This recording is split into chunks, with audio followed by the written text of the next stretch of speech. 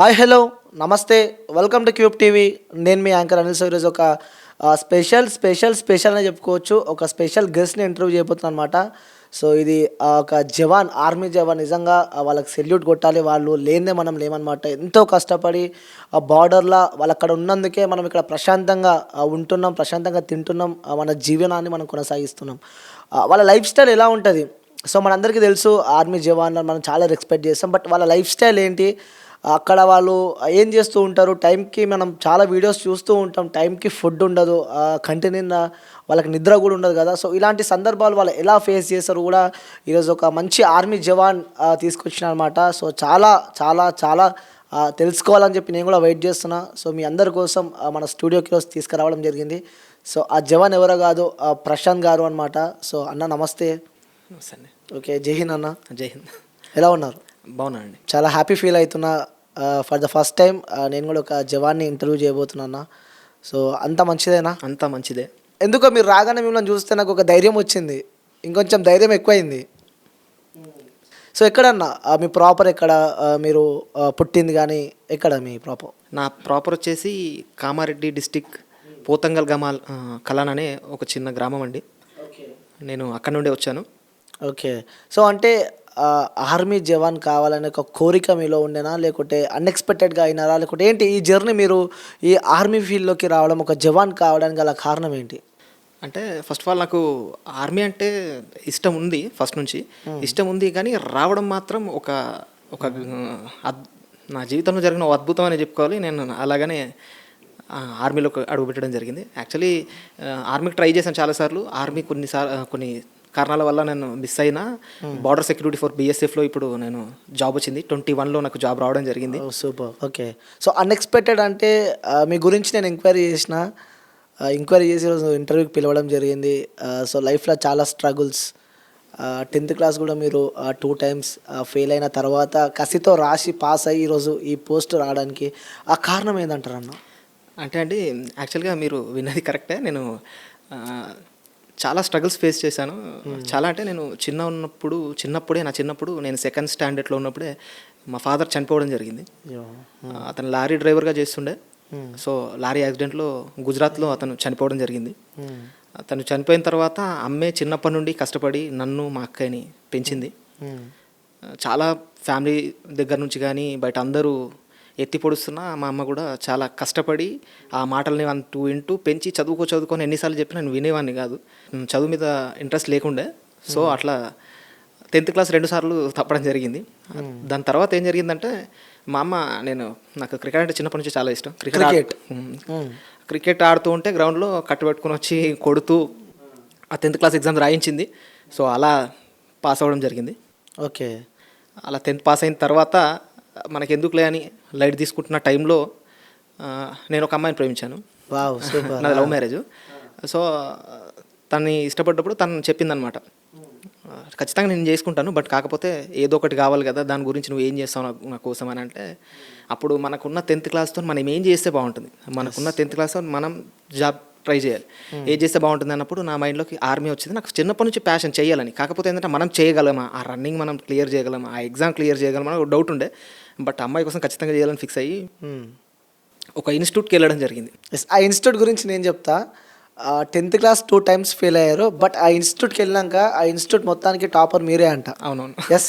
అప్పుడు ఆ బ్యాచ్కి, ఆ బీఎస్ఎఫ్ అంటే మేము రాసిన ఎగ్జామ్కి హైయెస్ట్ మార్క్స్ నాకే రావడం జరిగింది.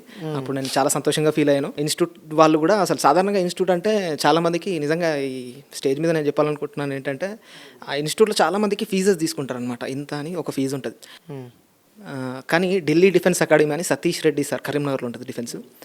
నేను పడ్డ కష్టాన్ని, నా స్ట్రగుల్స్ని చూసి ₹1 ఫీజు లేకుండా ఫ్రీగా ఫుడ్ పెట్టి నన్ను ఇన్స్టిట్యూట్ నుండి జాబ్తో నన్ను బయటకు పంపించడం జరిగింది. సూపర్. దీని ద్వారా నేను సతీష్ రెడ్డి సార్ గారికి థ్యాంక్స్ చెప్పాలనుకుంటున్నాను. ఓకే. ఆ తర్వాత ఏం జరిగిందంటే, లైక్ ఆ అమ్మాయి ఏదైనా నీకు కావాలి, లైఫ్లో సెటిల్ కావాలంటే మీకంటూ ఒక జాబ్ ఉండాలని చెప్పడం. సో దాని తర్వాత గట్టిగా కసితోన కొట్టాలన్నట్టున్నారన్న? అవును, అంతే. నాకు అనిందనమాట. ఇప్పుడు ఓకే, నేను ఒప్పుకుంటాను, కానీ ఇంట్లో వాళ్ళు ఏదో ఒకటి ఉండాలి. సాధారణంగా వాళ్ళు కొంచెం వెల్ సెటిల్ ఫ్యామిలీ. బట్ మాది అసలు నా చిన్నప్పటి నుంచి ఒక గుంట జాగా కూడా లేదు. అంటే ఒక 100 గజాల జాగా కూడా లేని పరిస్థితి. ఫాదర్ లేరు. చిన్నప్పటి నుంచి కష్టపడి అమ్మ పెంచింది. మరి తినడానికి అసలు మా సిచ్యువేషన్ ఎట్లాంటిదంటే, ఆ టైంలో నేను పెళ్లి చేసుకుందాం అనుకున్న టైంలో తినడానికి కంట్రోల్ తెలుసు కదా మనకి, రేషన్ బియ్యం. ఆ రేషన్ బియ్యం వస్తేనే ఓన్లీ ఆ బియ్యం, ఒకవేళ అయిపోతే అవి కూడా మేము పక్కటి నుంచి అరువు తెచ్చుకొని బతికిన రోజులు. వేసుకోవడానికి సరిగ్గా బట్టలు ఉండేవి కాదు, చాలా కష్టాలు. ఆ టైంలో నాకు అమ్మాయి చెప్పిందనమాట, ఇట్లాంటి టైంలో నీకు ఇయ్యరు కదా, సో నీకు ఏది లేదు ఇవ్వాలంటే ఆలోచిస్తారు కదా, ఏదో ఒకటి ఉంటే మనం ఏదో ఒకటి చెప్పొచ్చు అని చెప్పిందనమాట. సో అమ్మాయి కోసమే కష్టపడి జాబ్ తెచ్చుకోవడం జరిగింది. ఆ జాబ్ వచ్చింది. జాబ్ వచ్చిన తర్వాత జాబ్ అంటే నేను అప్పుడు ఇంకా ప్రాసెస్లో ఉంది. ప్రాసెస్లో ఉన్నప్పుడే వాళ్ళు ఏం చేశారనమాట, నమ్మకంతో అరే వీడు మా అమ్మాయిని పోషించగలడు అనే నమ్మకంతో నాకు ఇవ్వడం జరిగింది అమ్మాయిని. లవ్ మ్యారేజ్ అయింది అలా. బట్ కాకపోతే ఒకటేంటంటే, అందరికీ ఒకటి ఉంటుంది ఏమని, ప్రతి మగాడి విజయం వెనకాల ఒక ఆడు. నా లైఫ్లో నాకు నలుగురు ఉన్నారండి. ఆ నలుగురు గురించి నేను ఇప్పుడు చెప్పాలి. ఫస్ట్ మా మమ్మీ, నేను చిన్నప్పటి నుంచి ఏదైనా చేసినా మా అమ్మ నా కొడుకు చేయగలడు అని నమ్మింది. మా అమ్మ. మా అక్క నా గురించి చాలా కష్టపడ్డది. 3 నా భార్య, నన్ను ప్రేమించి మా ఆయన ఏదైనా చేయగలడనే నమ్మకంతో ఉంచిన నా భార్య. 4 మా అక్క కూడా నా కోసం చాలా సాక్రిఫైస్ చేసింది. ఈ నలుగురు ద్వారానే, ఈ 4 పిల్లర్ల ద్వారానే ఇప్పుడు నేను ఇక్కడ కూర్చోగలిగాను. సో నేను దీని ద్వారా నేను నా ఫ్యామిలీకి థ్యాంక్స్ చెప్పాలనుకుంటున్నాను. వావ్, సూపర్ అన్న. సో చిన్న కుటుంబం నుంచి ఇప్పుడు చాలామందికి ఫుడ్ పెట్టే స్థాయి కూడా మీరు ఎదిగారని చెప్పి కూడా మీ బిహైండ్ వర్క్ నేను చేసిన కాబట్టి నాకు తెలుస్తుంది. మీ చుట్టుపక్కల వాళ్ళకి చెప్పడం జరిగింది. సో ఒకప్పుడు ఏం లేని స్థాయి నుంచి ఇప్పుడు 10 మందికి తిండి పెట్టే స్థాయి దాకా ఆ వ్యక్తి ఎదిగిందని చెప్పి చెప్పడం జరిగింది. సో ఇలాంటి మాటలు విన్నప్పుడు మీకేమనిపిస్తూ ఉంటుంది? అది అంటే ఆ స్ట్రగుల్స్ ఫేస్ చేసి అక్కడి నుండి వచ్చినాను కాబట్టి, అంటే అది నా గొప్పతనం కాదండి, నేను అదే అనుకుంటాను. నేను ఆ స్ట్రగుల్స్ ఫేస్ చేస్తూ ఇక్కడి వరకు రావడానికి అవన్నీ చూస్తూ వచ్చాను కాబట్టి నాకు తెలుసు ఆ ప్రాబ్లమ్స్ ఎలా ఉంటాయి. ఇంకోటి ఏంటంటే, నేను ఓన్గా ఒక బ్లడ్ గ్రూప్ని ఒక వాట్సాప్ గ్రూప్ని రన్ చేస్తూ ఉంటాను. నాకు ఎవరు మెసేజ్ చేసినా నేను ఇప్పటివరకు దాదాపు ఒక 15 టైమ్స్ వరకు ఈజీగా ఇవ్వడం జరిగింది బ్లడ్. ఎవరికైనా సరే హెల్ప్ చేస్తూ ఉంటాం. ఎవరికి అవసరం ఉన్నా నీట్గా నేను ఇప్పియడము, లేకపోతే పర్సనల్గా వెళ్ళి ఇవ్వడము చాలాసార్లు చేస్తూ, నాకు ఉన్నంతలో, నాకు తెలిసినంతలో ఒక 10 మందికి హెల్ప్ చేయాలనేది నేను అనుకుంటాను. సో అందుకే నేను అలా దాని ద్వారా హెల్ప్ చేస్తున్నాను. అది నా గొప్పతనం కాదనేది నా ఫీలింగ్. జస్ట్ అంతే, మనం ఆ ఫేస్ నుంచి వచ్చినాం కాబట్టి ఆ స్ట్రగుల్స్ తెలుసు అంతే. ఓకే. సో ఇప్పుడు గుర్తొస్తూ ఉంటాయన్న చిన్నప్పటి మెమొరీస్ అన్నీ, మీరు పడ్డ కష్టాలన్నీ గుర్తొస్తుంటాయండి. నేను చెప్తున్నాను కదా, అదే ఇంతకుముందు కూడా చెప్పాను. మేము పడ్డ కష్టాలు ఆ రేషన్ బియ్యం దగ్గర నుండి అసలు ఆల్మోస్ట్ ఆల్ నా మ్యారేజ్ అయ్యేంత ముందు వరకు మొత్తం ఇవే స్ట్రగుల్స్. వన్స్ ఎప్పుడైతే నాకు మ్యారేజ్ అయిందో, ఆమె లెగ్ పుణ్యమా లేదా ఏదని తెలీదు, బట్ అప్పటి నుండి నా లైఫ్ మొత్తం యూటర్న్గా చేంజ్ అయ్యి చాలా వరకు, అప్పటికి ఒకసారి వెనక తిరిగి చూసుకుంటే అసలు నేనేనా ఈ 6-7 ఇయర్స్ బ్యాక్ ఉంది నేనేనా అని నాకే అనిపిస్తుంది. నా మీద నాకే అనిపిస్తుంది అది నేను చేస్తుందని. Okay, done. సో ఈ ఆర్మీ విషయానికి వస్తే ఎక్కడ ఫస్ట్ పోస్టింగ్ ఎక్కడ వచ్చింది మీకు? నేను ఫస్ట్ ట్రైనింగ్ వచ్చి హజారీబాగ్, జార్ఖండ్లో చేశానండి. జార్ఖండ్లో ట్రైనింగ్ చేశాను. ట్రైనింగ్ చేసిన తర్వాత ఫస్ట్ పోస్టింగ్ వచ్చి గుజరాత్ బార్డర్లోనా? గుజరాత్ బార్డర్లో, ఇండియా పాకిస్తాన్ బార్డర్లో ఫస్ట్ చేయడం జరిగింది. దాని తర్వాత ఇప్పుడు ఇండియా బంగ్లాదేశ్ బార్డర్ పశ్చిమ బెంగాల్లో చేస్తున్నాను. ఓకే. సో ఎలా ఉంటుంది ట్రైనింగ్? చాలామందికి డౌట్, ఆర్మీ కావాలంటే చాలా ఇబ్బందులు ఉంటాయి, చాలా ట్రైనింగ్ ఉంటాయి, చాలా స్ట్రగుల్ ఉంటాయి, చాలా కష్టాలు ఉంటాయి అని చెప్పి చెప్తారు కదా. సో ట్రైనింగ్ ఏ విధంగా ఉంటుంది? ఒక వ్యక్తి ఆర్మీ ట్రైనింగ్కి వెళ్ళాలంటే సో ఆ వ్యక్తి దగ్గర ఎలాంటి క్వాలిటీస్ ఉండాలి? క్వాలిటీస్ అంటే అండి, ఫస్ట్ ఆఫ్ ఆల్ మీరు అడిగిన దానికి కష్టం ఉంటుంది కదా అని, లైక్ కష్టం ఉంటుందండి ఖచ్చితంగా. ఎందుకు అని అంటే, రేపొద్దున ఎవరైనా ఏదైనా ప్రాబ్లం వచ్చినప్పుడు నువ్వు దాన్ని ఎలా ఫేస్ చేయగలుగుతావు, అదే కదా. ఫస్ట్ నువ్వు ఫేస్ చేయలేనంత నువ్వు స్ట్రాంగ్గా లేనప్పుడు జాబ్కి ఫిట్ కాదు. సో వాళ్ళు ఆ ట్రైనింగ్లో అదే నేర్పిస్తారు. ట్రైనింగ్లో ఏముండదు, జస్ట్ ఇదే, అంటే నువ్వు ఏదైనా ప్రాబ్లం ఎదురైనప్పుడు నువ్వు దాన్ని ఎలా ఫేస్ చేస్తావు అనేది ప్రాబ్లం. దానికి వాళ్ళు మమ్మల్ని ఫిట్గా చేశారు. దాంట్లో ఉంటుంది, ఎందుకంటే మనం చిన్నప్పటి నుంచి ఫిజికల్గా అంత ఫిట్గా ఉండం కాబట్టి అక్కడికి వెళ్ళిన తర్వాత కొన్ని స్ట్రగుల్స్ ఉంటాయి. బట్ కాకపోతే ఏంటంటే దాని తర్వాత లైఫ్ని నువ్వు నీ బాడీని ఒకసారి వెనక తిరిగి చూసుకుంటే అప్పటికిప్పటికి చాలా చేంజెస్ వస్తాయి బాడీలో. ఓకే. సో ట్రైనింగ్ తర్వాత ఓకే. సో ఫస్ట్ పోస్టింగ్ వచ్చినప్పుడు మీ ఫీల్ ఏంటి? లైక్ అంటే బార్డర్కి వెళ్ళినప్పుడు, ఇండియా పాకిస్తాన్ బార్డర్కి వెళ్ళినప్పుడు, ఎందుకంటే మనం చిన్న ఉన్నప్పటి నుంచి వింటూనే ఉంటారు ఇండియా పాకిస్తాన్ బార్డర్ చాలా డేంజర్ ఉంటుంది, సో పాకిస్తాన్ వాళ్ళు ఎంటర్ అవుతుంటారు అని చెప్పి కొన్ని సినిమాస్లో మనం చూసాము. నిజ జీవితంలో కూడా మనం చిన్నప్పటి నుంచి ఎప్పటి నుంచో మనం అవి వింటూ ఉంటాం కాబట్టి. సో ఫస్ట్ మీకు ఏమనిపించింది ఇండియా పాకిస్తాన్లో బార్డర్లో మీకు డ్యూటీ వేసినప్పుడు మీకు ఏమనిపించింది? అంటే ఇండియా పాకిస్తాన్ బార్డర్లో డ్యూటీ చేసినప్పుడు ఫస్ట్ రోజు డ్యూటీకి వెళ్ళినప్పుడు నా ఫీలింగ్ ఏంటంటే, వెళ్ళి బార్డర్లో నిలబడిన తర్వాత అసలు ఆ ఫీలింగ్ ఎలా ఉంటుందంటే, ఎవ్వరు ఉండరు, నిర్మానుష్యమైన ప్రదేశం, బార్డర్కి అటు పాకిస్తాన్ ఇటు ఇండియా, అక్కడ నిలబడితే అసలు అనిపిస్తుంది లైఫ్లో మనం ఏమైనా సాధించాము ఏమైనా చేసామన్నట్టు ఒక బార్డర్లో నిలబడి దేశానికి రక్షగా ఇక్కడ నిలబడుతున్నాం అనే ఆ ఫీల్ ఉంటుంది. ఆ ఫీలింగ్ అసలు మనం ఎన్ని డబ్బులు ఇచ్చినా కొనుక్కోలేం. ఆ ఫీల్ వేరే లెవెల్ ఉంటుంది. ఇంకా నెక్స్ట్ మీరు అడిగిన క్వశ్చన్ ఏంటంటే మనకు ఏదైనా ఫైరింగ్ నాకు తెలిసి అది చాలా రేర్గా జరుగుతుంది. కొంతమంది మాత్రమే అట్లాంటి వాళ్ళు ఉంటారు. వాళ్ళు వచ్చినప్పుడు అలాంటి సిచ్యువేషన్ జరుగుతాయి. నా సర్వీస్లో అయితే నేను అలాంటి ఇప్పటివరకు చూడలేదు. బట్ కాకపోతే ఏంటంటే ఉంటుందండి, ఖచ్చితంగా ఒక ఫీల్ అనేది ఉంటుంది. దేశానికి అండగా ఆడ నిలబడడం అనేది ఆ ఫీల్ అది వేరే లెవెల్. అంటే టెన్షన్ కానీ ఆ భయం కానీ ఎప్పుడు అనిపించలేదా, లైక్ వాళ్ళు ఎవరైనా వచ్చి అటాక్ చేస్తారేమో? ట్రైనింగ్లో ఉండేది అది కదండి. మనకు ట్రైనింగ్లో ఏముంటుంది, ట్రైనింగ్లో నువ్వు ఏ దాన్నైనా ఎలా ఎదుర్కోగలవు అనేదే ట్రైనింగ్. మనకు అక్కడనే నేర్పించినప్పుడు ఇంకా అక్కడ అంత భయం ఏమి ఉండదు. బట్ కాకపోతే ఏంటంటే మనకు కొంచెం మన జాగ్రత్తల్లో మనం ఉండడం ఎందుకని బెటర్ అంతే. ఓకే. సో అక్కడ ఉన్నప్పుడు ఫుడ్ విషయానికి వస్తే ఫుడ్ ఎలా ఉంటుంది అక్కడ మీరు? ఎందుకంటే డిఫికల్టీ ఉంటుంది కాబట్టి అక్కడ ఫుడ్ ఏ విధంగా ఉంటుంది? లైక్ ఇక్కడ మనం తిన్నట్టే ఉంటుంది లేకుంటే మీకు సంబంధించి మంచి ఫుడ్ ఉంటుందండి. మంచి, ఎందుకంటే మనకు మన శరీరం దృఢంగా ఉండాలంటే ఏవేవైతే కావాలో అలాంటి ఫుడ్డే ఉంటుంది. మంచి స్ట్రాంగ్ ఫుడ్ పెడితేనే మనం అలా స్ట్రాంగ్గా గట్టిగా ఉండగలుగుతాం కాబట్టి అది ఉంటుంది. బట్ కొన్ని సిచ్యువేషన్స్ కొన్ని పరిస్థితుల్లో అది చేంజ్ అవుతూ ఉంటుంది కొన్ని పరిస్థితులను బట్టి. బట్ కాకపోతే మంచి ఫుడ్డే ఉంటుంది. లైక్ ఎగ్జాంపుల్ చెప్పాలంటే ఫుడ్ బాదం కానీ, కాజు, ఫ్రూట్స్, సలాడ్స్ అలాంటి మంచి ఫుడ్. అంటే ఫుడ్లో కూడా మీట్, అంటే మనకు నాన్ వెజ్ కానీ మీకు అన్ని రకాలుగా ఉంటుంది. అంటే హెల్త్కి ఏదైతే బాగుంటుందో, ప్రోటీన్ అందించడంలో ఏదైతే దోహదపడుతుందో అలాంటి ఖచ్చితంగా మంచి ఫుడ్ మాత్రమే గవర్నమెంట్ ప్రొవైడ్ చేస్తుంది. ఓకే. అక్కడ ఉన్న వాళ్ళకి మంచి ఫుడ్ ఉంటుంది. ఓకే. ఇంకొకటి, ఆర్మీ జవాన్లకి నిద్ర ఎక్కువ ఉండదు. ముఖ్యంగా బార్డర్లో ఉన్న వాళ్ళకి ఆ నిద్ర మ్యాక్స్ 4 to 5 hours ఆ టైమే వాళ్ళు పడుకుంటారు, మిగతా టైం మొత్తం బార్డర్లో ఉంటారు అని చెప్పి విన్నాం మేము. మరి అదేంతవరకు నిజం? ఉంటుందండి, నిజం 100% అది. కాకపోతే ఏంటంటే డిపెండ్ అని ఇప్పుడు డ్యూటీస్ ఖచ్చితంగా మన భరోసాతోనే ఇంతమంది జనాలు ఇక్కడ పడుకోగలుగుతున్నారంటే అక్కడ మనం ఉండడం వల్లనే. సో మనం ఆడ కొంచెం మన డ్యూటీస్ని 100% మనం నిర్వర్తించాలి. అది నిర్వర్తించిన క్రమంలో నిద్ర అనేది కొంచెం తక్కువగానే ఉంటుంది. ఇప్పుడు మనం రెగ్యులర్గా నార్మల్ క్యాండిడేట్స్ ఇక్కడ ఎట్లా అయితే ఉంటారో అంత నిద్ర అయితే ఖచ్చితంగా ఉండదు. బట్ కాకపోతే ఏంటంటే పర్లేదు, ఉంటుంది. 4 to 5 hours ఉంటారు. మీరు ఎన్ని అవర్స్ పడుకుంటారు? అంతే అండి, మ్యాక్స్ 4 to 5 hours అలా పడుకొని చేస్తుంటాం. ఓకే. అక్కడ బార్డర్స్లో కొంచెం డిఫికల్టీ, లైక్ అంటే ఎక్కువసేపు నించోనే ఉండాలి. ఇంకోసారి మనం చూస్తూ ఉంటాం అక్కడ మంచు అవి ఉంటాయి కదా, సో అందులో కూడా ఎక్కువసేపు ఉంటారు ఆర్మీ జవాన్లు. అప్పుడు ఎప్పుడు ఇబ్బంది అనిపించలే అలాంటివి ఎప్పుడైనా మీ లైఫ్లో? ఇప్పటి వరకు అలాంటి ప్లేస్లో నేను చేయలేదు. బట్ కాకపోతే ఫ్రెండ్స్, కొలీగ్స్ వాళ్ళు చేసినారు చాలామంది. డిఫికల్టీ ఉంటుంది. బట్ కాకపోతే ఏంటంటే దేశానికి కాపలాగా మేము అక్కడ ఉండడం అనేది చాలా గొప్ప విషయం కదా. సో అక్కడ అలా ఉన్నప్పుడు ఆ ఫీల్తోని చేసేస్తాం. అది కంటిన్యూగా అది నడుస్తుంటుంది. అది ఒక్కొక్క ప్లేస్లో చాలా ఎండలు ఉంటాయి, ఒక్కొక్క ప్లేస్లో చాలా చల్లగా ఉంటుంది, మంచు పడుతూ ఉంటుంది. ఇలాంటి ప్లేసెస్ టెంపరేచర్స్ ఖచ్చితంగా ఉంటాయి. బాడీలో స్కిన్ ప్రాబ్లమ్స్ వస్తూ ఉంటాయి. బట్ కాకపోతే ఏంటంటే ఆ ఫీల్ ఉంది కదా, ఆ ఫీల్ ద్వారానే నాకు తెలిసి ఇంతమంది జవాన్లు అక్కడ చేయడానికి ఆ ఫీల్ అనేది ఒకటి. ఓకే. సో ఇంకొకటి, ఆర్మీ జవాన్ల దగ్గర వాచ్ టైం తెలియదు, సో టైం ఉండదు అని చెప్పి మేము. టైం అంటే మొబైల్ ఉంటుందండి. అటు డ్యూటీస్లో మేము దాంట్లో వాడడం అసలు మొబైల్ అనేది అసలు యూజింగే ఉంటుంది. యూజ్ చేయరు మొబైల్ అసలు. సాధారణంగా ఎక్కడ కూడా ఎవరు మొబైల్ యూజ్ చేయరు. అందుకే కొంచెం తెలీదు. బట్ పర్లేదు, డ్యూటీస్ ఉంటాయి కదా, డ్యూటీ అయిపోయిన తర్వాత తెలుసుకోవడం అట్లాంటివి ఉంటాయి నార్మల్గా. ఓకే అన్న, మీ పర్సనల్ లైఫ్ ఇప్పటిదాకా చెప్పారు. అంటే అమ్మాయి వచ్చిన తర్వాత లైఫ్లో మార్పులు వచ్చాయని చెప్పి, జాబ్ వచ్చినాక అమ్మాయిని పెళ్లి చేసుకున్నారా లేకపోతే జాబ్ రాకముందు పెళ్లి చేసుకున్నారా? అదే చెప్తున్నా కదా, 4వ పిల్లర్ మా అత్తమ్మ అని. ఎందుకంటే తను అసలు నమ్మిర్రు అనమాట. వాళ్ళు నమ్మి వీనికి ఇచ్చినా పర్లేదు, ఒక అమ్మాయిని మా అమ్మాయిని వీడి చేతిలో పెడితే బాగా చూసుకుంటాడన్న నమ్మకంతో వాళ్ళు ఇవ్వడం జరిగింది. సో నేను దానికి ప్రౌడ్గా ఫీల్ అవుతున్నాను. వాళ్ళు ఇచ్చి మ్యారేజ్ చేశారు. చేసిన తర్వాత వితిన్ 6 monthsలో నేను జాబ్ ఎక్కేసాను అంతే. ఓకే.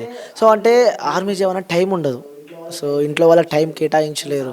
కానీ చాలామంది చూస్తూ ఉన్నాం నేటి సమాజంలో, ఆర్మీ వాళ్ళని చేసుకోవాలంటే అమ్మాయిని ఇస్తలేరు. లైక్ అంటే వాళ్ళు వదిలిపెట్టి వెళ్ళిపోతారు.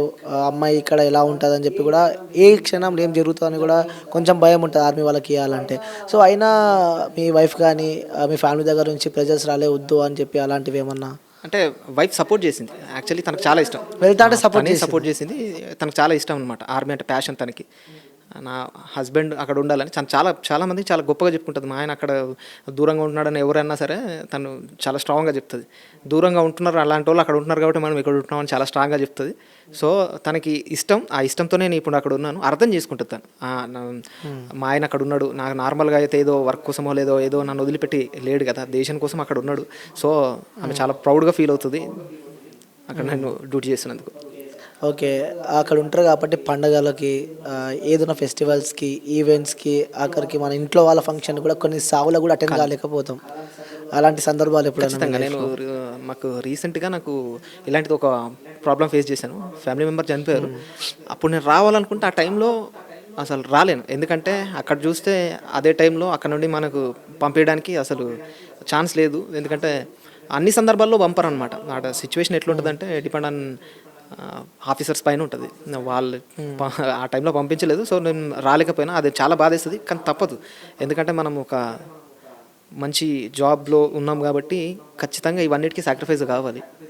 తప్పదు.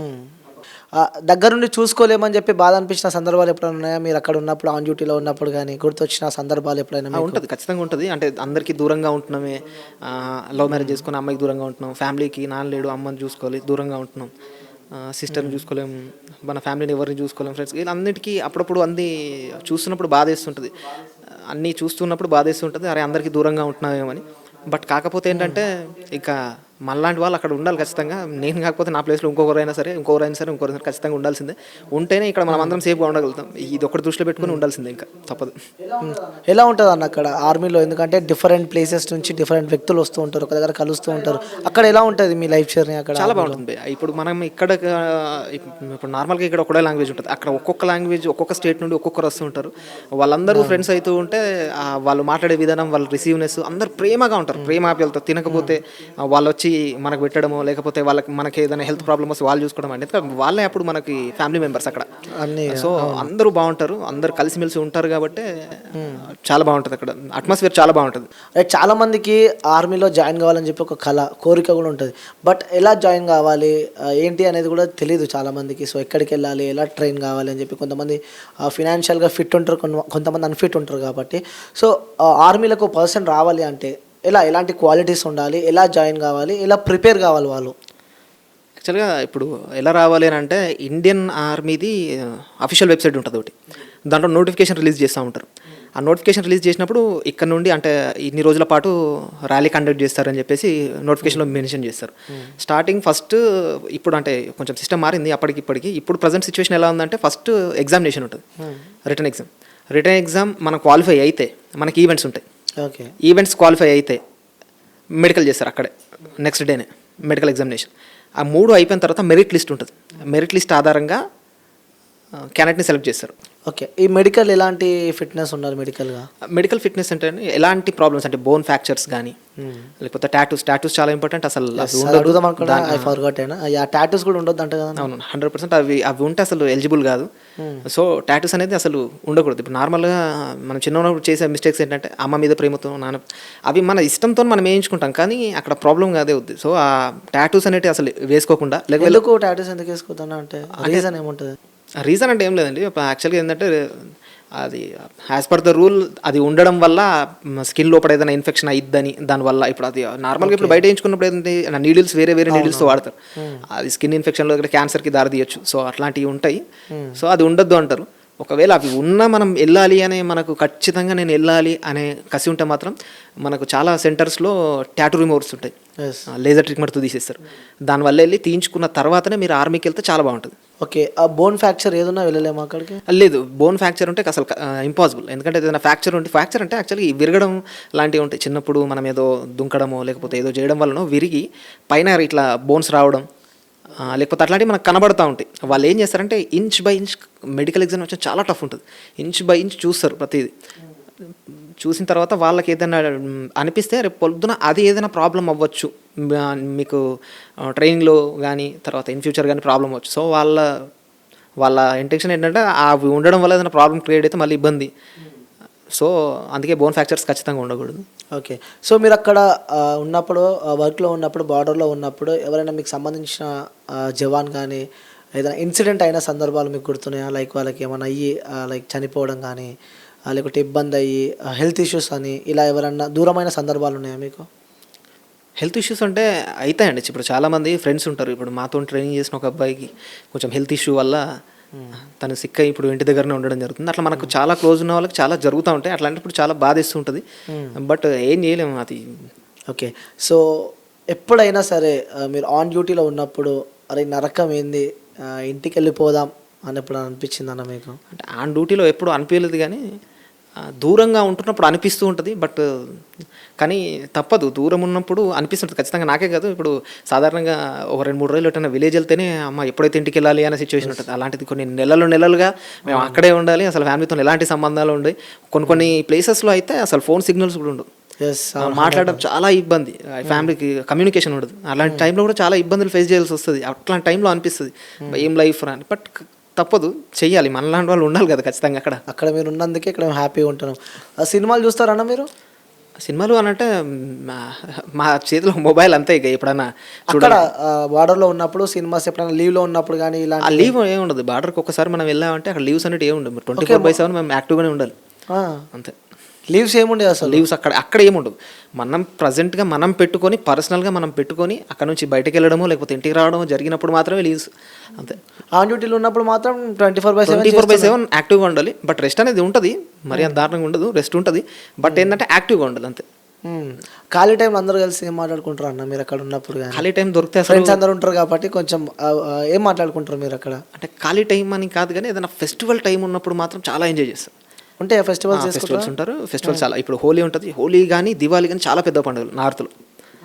అక్కడ అవి జరిగినప్పుడు మాత్రం ప్రతి ఒక్కటి, ఇప్పుడు వాళ్ళది ఉంటుంది, ఇప్పుడు కేరళ వాళ్ళకి ఓనం అనేది ఓ ఫెస్టివల్ ఉంటుంది. కేరళ వాళ్ళు ఉన్నప్పుడు వాళ్ళు చాలా మంచిగా చేసుకుంటారు అనమాట ఫెస్టివల్. వాళ్ళు చేసుకుని మనకి ఇస్తుంటారు. మనం అదే దసరా కానీ దుర్గా పూజ ఈ టైంలో చాలా జరుగుతుంటాయి కాబట్టి మనం చేస్తూ ఉంటాం. అంటే ప్రతి ఫెస్టివల్ని ఎంజాయ్ చేస్తూ ఉంటాం అనమాట అంతే. ఓకే, ఆడతారు అక్కడ బార్డర్లో హోలీ అవన్నీ? ఉంటుంది ఖచ్చితంగా. ఓకే, ఇది మీరు మంచిగా సెలబ్రేట్ చేసిన ఫెస్టివల్ ఏముంది అక్కడ అందరూ ఫ్రెండ్ జవాన్ అందరితో కలిపి? హోలీ బాగుంటుంది. అక్కడ బిజీ ఉంటూ కూడా ఇక్కడ ఫోక్ పైన ఇంట్రెస్ట్ పెట్టి జవాన్ మ్యూజిక్ అని చెప్పి ఛానల్ స్టార్ట్ చేస్తున్నారు. ఏంటి ఆ ఫోక్ పైన మీకున్న ఇంట్రెస్ట్ ఏంటన్నా? అది యాక్చువల్లీ ఏంటంటే ఫోక్ చిన్నప్పటి నుండి నాకు ఇష్టం, చాలా ఇష్టం. నేను స్కూల్ స్టేజ్ అప్పటి నుంచే నాకు ఇష్టం. స్కూల్ స్టేజ్ అప్పటి నుంచి సింగర్, ఎక్కడ స్టేజ్ పర్ఫార్మెన్సెస్ ఇచ్చినా ఫస్ట్ ప్రైజ్ మనకి వస్తుంది. అంటే అంత ఇష్టం అనమాట సాంగ్స్ పాడడం మీద ఉన్న ఇంట్రెస్ట్తోని మా ఫ్రెండ్ ఇంకొకతను ఉంటుండే, వాడితో ఇద్దరం కలిసి వాడు ఏదో ఒక కవిత్వంలాగా ఒకటి రాసుకుంటే దానికి ట్యూనింగ్ చేయిస్తే ట్యూనింగ్ బాగా నచ్చింది అనమాట. ఓకే, నచ్చి ఈ ట్యూనింగ్ బాగుంది ట్రై చేయొచ్చు అని ఒక 2-3 ఫ్రెండ్స్ నన్ను సజెస్ట్ చేయడం జరిగింది. సో అలా సజెస్ట్ చేయడం ద్వారా ఈ రైటింగ్ మీద కూడా నాకు ఇంట్రెస్ట్.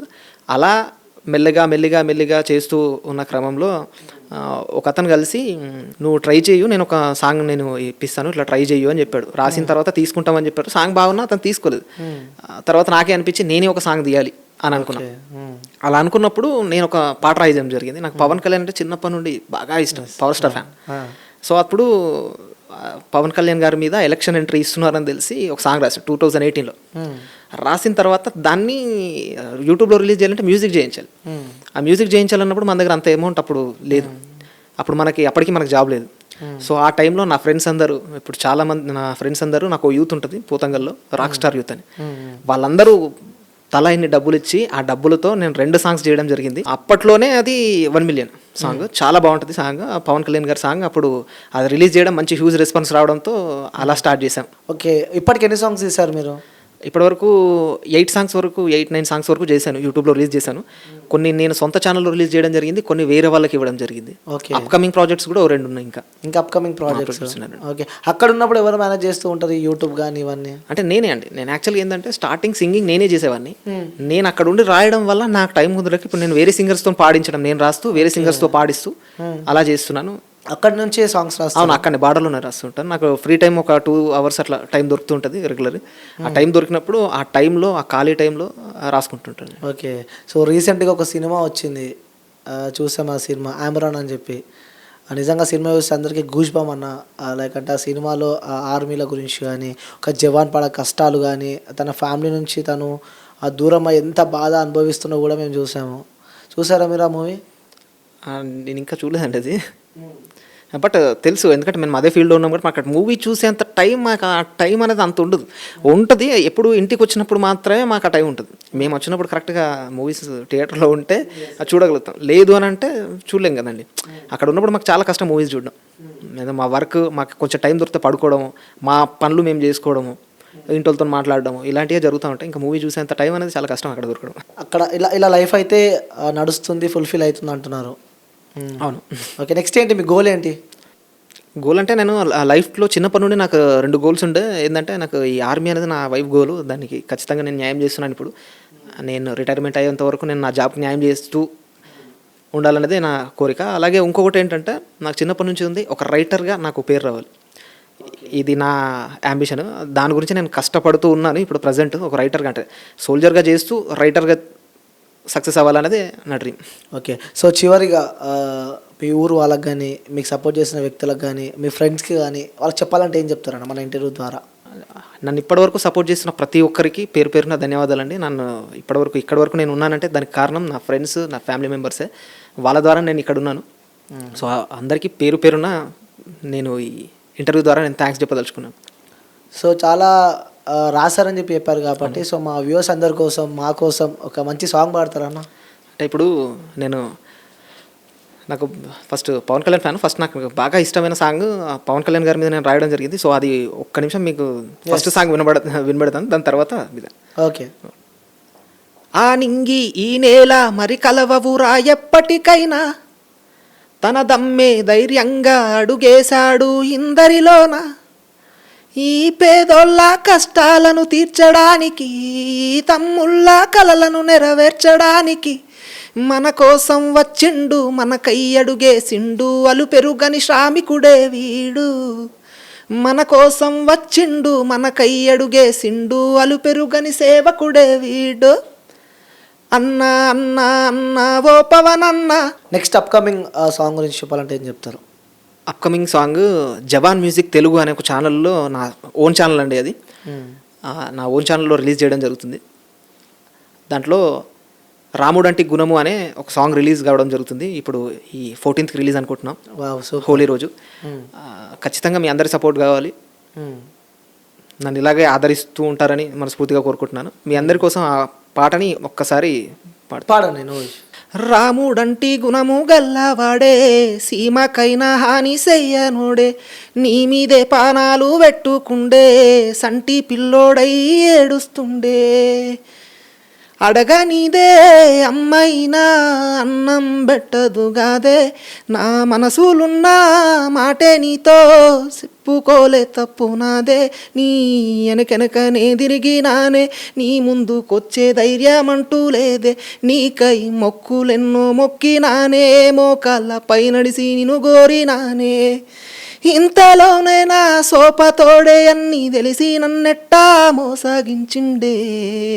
పస్తులు ఉంటూ మొక్కినానే, పుస్తెను గడుదామనుకున్నానే, ఆలివి అవుతావనుకున్నానా, ఆశలు మట్టి పాలాయనే. పస్తులు ఉంటూ మొక్కినానే, పుస్తెను గడుదామనుకున్నానే, ఆలివి అవుతావనుకున్నానా, ఆశలు మట్టి పాలాయనే. వావ్, సూపర్ అన్న. నిజంగా చాలా అద్భుతంగా ఉంది song. Thank you. Breakup song అనుకుంటా? అవునండి, love failure song. Yes. Love చేసి పెళ్లి చేసుకుందాం అనుకుంటాడు, బట్ చేసుకోలేని సిచ్యువేషన్, అంతేనా? అంతే. ఆ ఫ్రెండ్ అంటే ఇప్పుడు సాధారణంగా ఇప్పుడున్న జనరేషన్లో ఫ్రెండ్స్ మోసం చేస్తే, ఒక ప్రేమించిన అమ్మాయిని అన్ని బాధల్ని ఒక ఫ్రెండ్కి చెప్పుకుంటే ఆ ఫ్రెండ్ మోసం చేస్తే ఎలా ఉంటుంది అనేదే మన పాట.